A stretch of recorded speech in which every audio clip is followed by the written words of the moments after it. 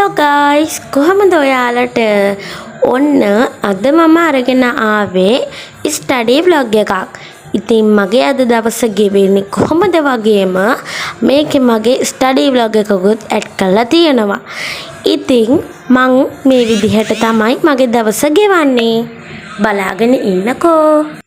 ගොඩක්ම ඔයාලත් එක්ක study vlog එකක් බෙදා ගන්න හිතුන පළවෙනිම කාරණේ තමයි අපිට next week එකේ exam තියෙනවා. ඉතින් ඒකට ready වෙන්නත් ඕනම නිසාම තමයි මේ වගේ ස්ටඩි vlog එකක් ඔයාලත් එක්ක බෙදා ගත්තේ. ඉතින් අපි මුලින්ම පාඩම් කරන්නේ භූගෝලයේ විෂය.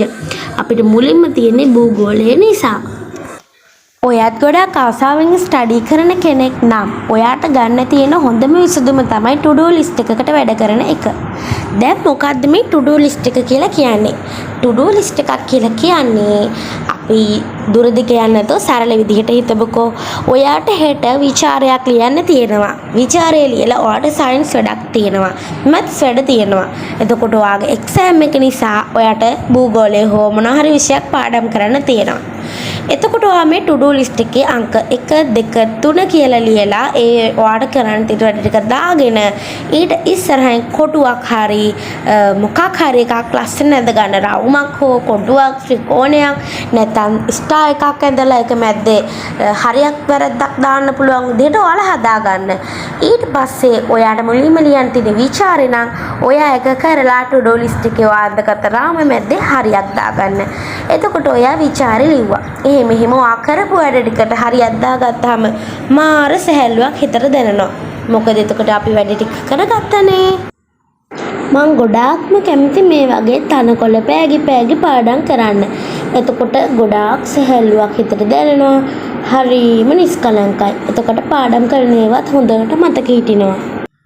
මං ඉතින් ගොඩාක් වෙලාවට එක විෂයක් පැයයි පාඩම් කරන්නේ. ඇඹරැල්ල ගෙඩියක් කාලා දැන් කරන්න යන්නේ මම පාඩම් කරපු භූගෝලයේ විෂයෙන් ප්‍රශ්න 10ක් හදන්න. ඉතින් මම පුරුදු වෙලා ඉන්න හැමදාම පාඩම් කරලා ඒ අනුව ප්‍රශ්න හදන්න. ඉතින් වෙනදට හදන්නේ නම් ප්‍රශ්න 10ක් හෝ 20ක්. 20ක් හැදුවා කියලා හිතමුකෝ. ඉතින් අද නම් තව 5ක් වැඩිපුර හැදුවා. මම ලියන්න ගොඩාක් කැමති කෙනෙක්. ඉතින් ප්‍රශ්න 25ක් නෙවෙයි 35ක් වුණත් එක දිගට හදන්න පුළුවන්. හැබැයි දැන් නම් කම්මැලිකමක් හිතුන නිසා 30ක් හදන එකෙන් 25ක් කළා. බ්‍රෙක්ෆාස්ට් එකට අපි කැවුම් එහෙම කාලා කිරි බිව්වා. ඉතින් මම නම් හැදි කැවුම් කන්නේ නැහැ. මං කන්න ආසම මුං කැවුම් වලට. ඉතින් මං මුං කැවුම් තමයි කෑවේ. අපේ අම්මට තමයි මං ඔය හැදි කැවුම් දාලා තියෙන්නේ. ඉතින් ඒවා කාලා මං ටීවී බැලුවා.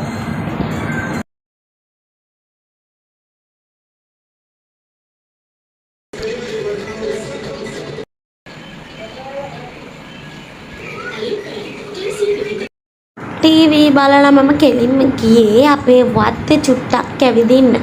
ඉතින් මම මොන දේ කරත් වැඩිපුරම ආස අපේ වත්තේ රවුම් ගහගා ඉන්න.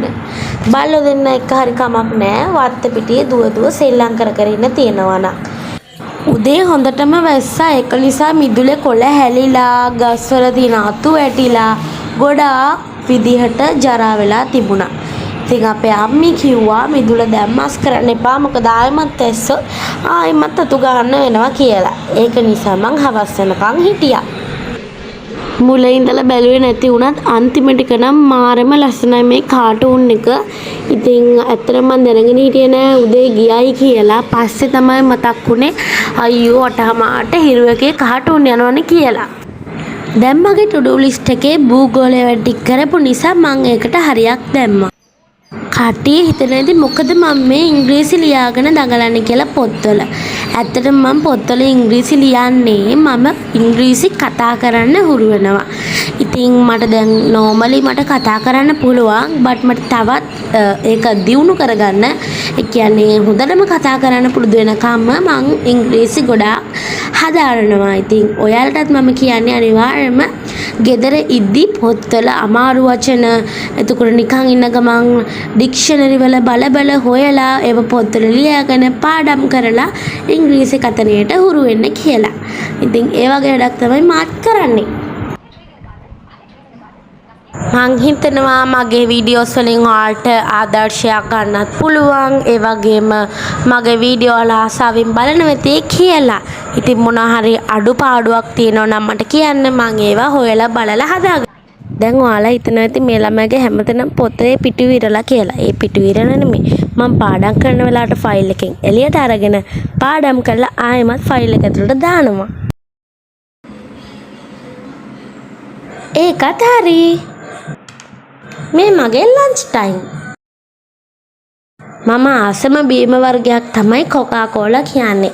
ඉතින් මම දන්නවා කොකා කෝලා කියන්නේ හොඳ නැති බීමක් කියලා. ඒ කියන්නේ බඩට ගොඩාක් හොඳ නැති බීමක්. ඒ වුණාට මං හරිම ආස බීමක් තමයි කොකා කෝලා කියන්නේ.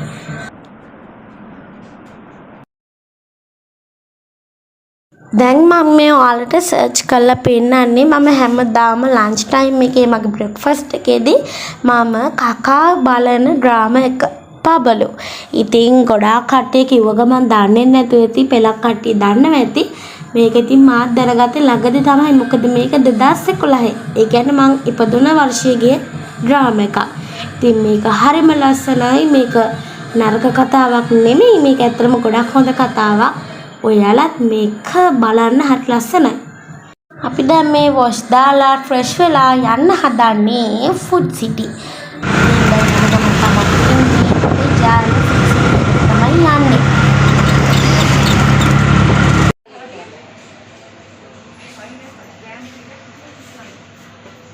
අපේ අම්මලා ඊයේ ගිහිල්ලා ෆුඩ් සිටි එකට දෙපාරක්ම ගිහිල්ලා බඩු අරන් ආපු නිසාම අපි අද ගොඩාක් බඩු ගත්තේ නෑ.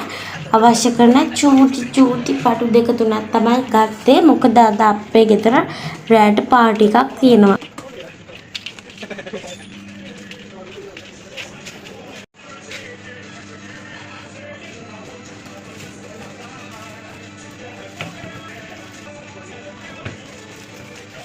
කොච්චි බයිට් එක මට කියන්න ගායිස්, මොකද මෙතන කොච්චි බයිට් එක? මේ කොච්චි බයිට් එක නැද්ද දන්නෙත් නෑ. හොයාගන්න බෑ. මේකනේ අපි ගෙදර ගෙනිච්චේ. බස් මේක.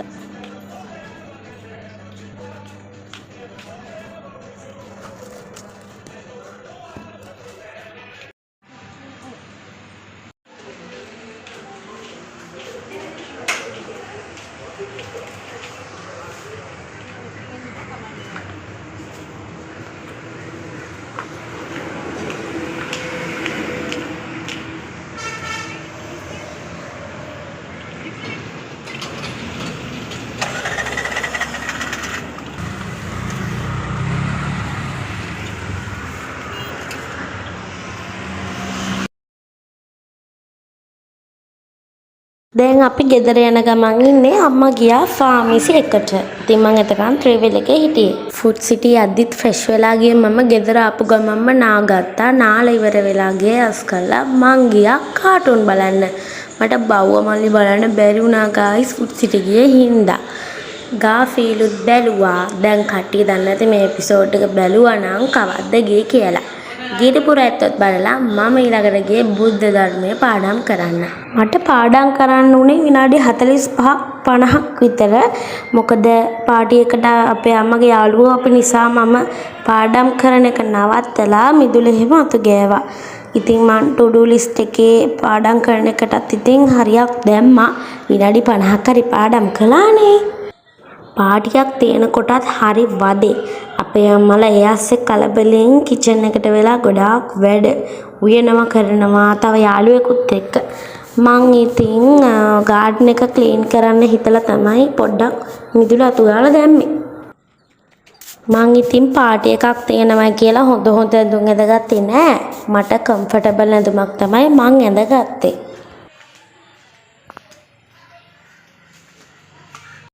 මගේ වැඩ ඉතින් මම ඉවර කළා. ගේ අතු ගෑවා, මිදුලස් කළා. දැන් මට කිසි දෙයක් නැති නිසා මම ආයෙමත් ගියේ මගේ ඉංග්‍රීසි ටික පාඩම් කරන්න. ඉතින් මට බැරි වචන මම ආයෙමත් හොයලා ලියලා ඒවා පාඩම් කළා. ඒකත් කරලා to do list එකේ last one එකට මම ඔන්න right එකක් දැම්මා. දැන් මම කන්න තමයි යන්න හදන්නේ. rice හදලා chicken උයලා තිබුණා. මං ඉතින් කෑවා. ඔය විදිහට රෑ පාටියක් තිබුණා. ඉතින් මං කාලා බීලා සේරම කරලා දැන් නිදියන තමයි හදන්නේ. එහෙනම් අලුත් vlog එකකින් හම්බ වෙනකන් හැමෝම පදිස්සමින් ඉන්න. බයි බයි.